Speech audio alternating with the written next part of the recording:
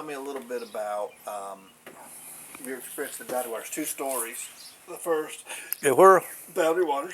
Oh, Tell me about the Simon story, and then tell me about you going out on your own and tipping that canoe, the cardinal sin of camping. yeah. All right, so let's talk about the Simon story first. All right. Some of the enjoyments that I had of life was being with my sons and grandkids and what have you in the Boundary Waters, going to the Boundary Waters. Scott and Joey started going to the Boundary Waters. I think they went there before I ever went. But anyway, we went, and Scott and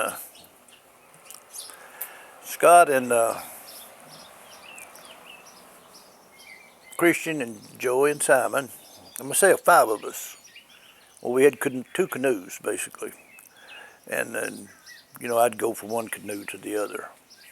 And had a good time going up there. And in fact, I got notes to this day from the time I left here to picking you up in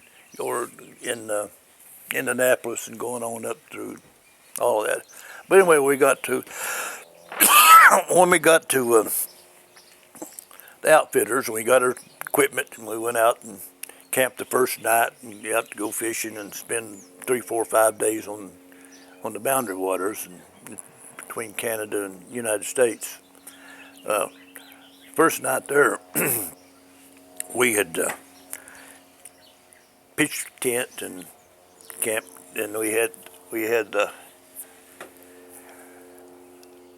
Scott asked me how we spent the first night, and Scott come to me and asked me, said, "How did you sleep last night?" And I said, "Well, I slept pretty good if I'd have had a pillow."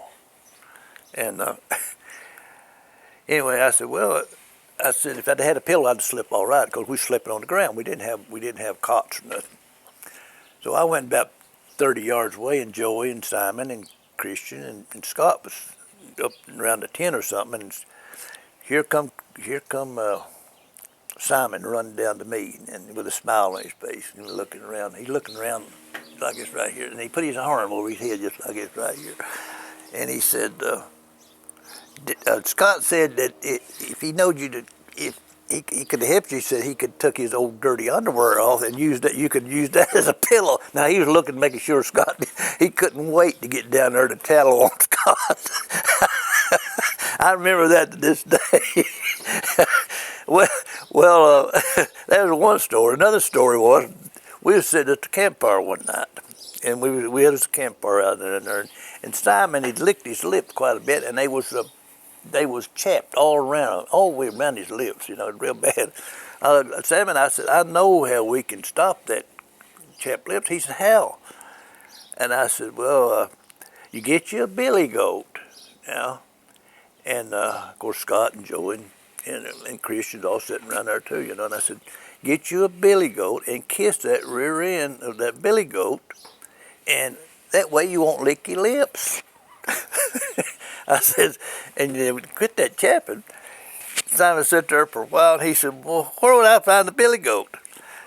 And Scott was sitting there, and it aggravated Scott to death. He stood up now. He had a rag in his back pocket. He got up. He threw that rag down on the ground. He said, "Simon," he said, "any cornhole will do."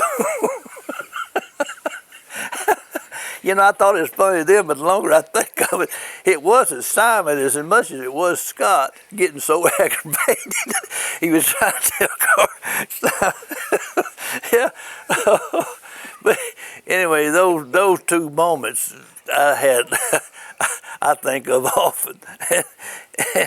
Then another time was we had done pretty good fishing all week. Us 5, I'd go from one boat to another with Christian one time and Scott, and next time with Joey and Simon. But anyway, next day we were going to go fishing that morning, and Scott and Joey didn't want to go, and Simon didn't. So Christian said, "I'll go with you." We got up, and there was a big, heavy fog on the lake. Before sunrise. Before it got even daylight good, and so we got in the boat, and these I think these canoes was probably 14 feet long or whatever, but they're pretty good size. And there's a cardinal sin about those canoes is you don't get in a canoe empty with just you in it.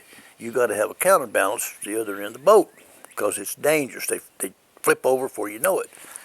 But anyway, I had Christian on the front. He was the balance it out, and he was on there. So we got out and got in there. You could cut the fog with a knife. That's how strong it was. So we went out and we fished around. We didn't do too good because we was trying to navigate that lake. It's so foggy. So Christian said, I want to go back and go to sleep with them guys because he was sleepy, you know. So I took him back and let him off.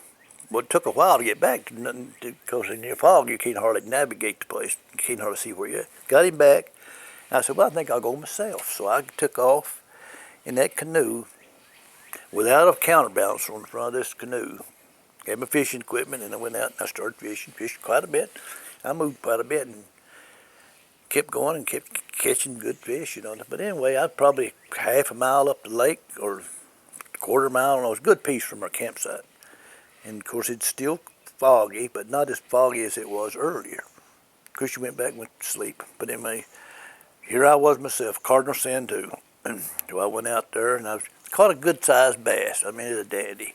Pulled it in, and I took it off, and I think I released the fish. I'm sure it did. But anyway, I reached up to the tackle box to get me another plug or something out, and buddy, before I realized it, I was at the bottom of the lake. I flipped that thing over without the counterbalance on that thing. I was at the bottom of the lake with my clothes on, and I looked up and I seen my fishing tackle and everything just scattered everywhere.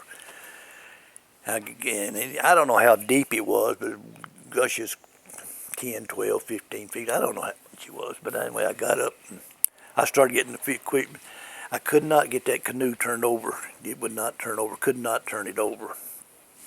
But I finally put everything I could find and put on top of the canoe. And here's my clothes on. You try to get the bank was a pretty good distance away because at this time I could see the bank well. But I got a hold from that canoe and I kept swimming, get that thing over to the bank. And I could not get it out of the, because the bank was too high. I could not hardly get out of the, and then when I did, I couldn't get the canoe turned over. Finally got it turned over, and it took me quite a while to do that. And I didn't lose a lot of my fishing stuff, but finally got in it and had to pull it down the bank somehow and get so I could get on it. But then I got in it, and like never found the campground back because of, you know. But I finally found the campground and went back, and you guys are still asleep, and y'all didn't know. So I changed clothes and everything, and so that was a bad, could have been a crucial mistake, deadly mistake. But you guys didn't know it until you woke up now and I told you about it.